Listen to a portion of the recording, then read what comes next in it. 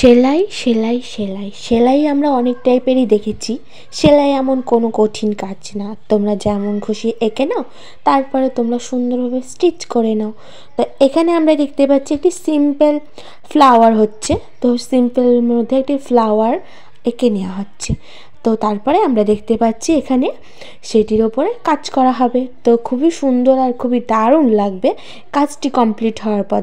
এই এমব্রয়ডারির কাজটির মধ্যে খুবই সাধারণ স্টিচ ব্যবহার করা হয়েছে। এখানে বেশিরভাগ স্টিচটি আছে স্টেজ স্টিচ।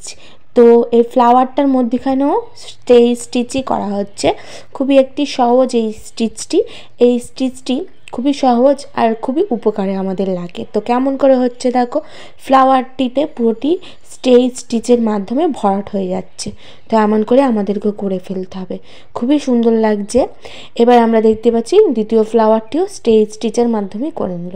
তারপরে আমরা দেখতে পাবো তো এখানে সবুজ কালার যে কাজটি করা হচ্ছে, এখানেও স্টেজ স্টিচ ব্যবহার করা হচ্ছে। তারপর আমরা দেখতে পাচ্ছি শাটিন স্টিচের মাধ্যমে ডালটি হয়ে যাচ্ছে। তো শাটিন স্টিচ তো ডালটির জন্যই, মানে ডালপালার ক্ষেত্রে শাটিন স্টিচ, আর অন্য কোনো স্টিচই নেই। তারপরে আমরা দেখতে পাচ্ছি পাতার কাজ হচ্ছে। তো পাতার কাজেও স্টেজ স্টিচই ব্যবহার করা হচ্ছে।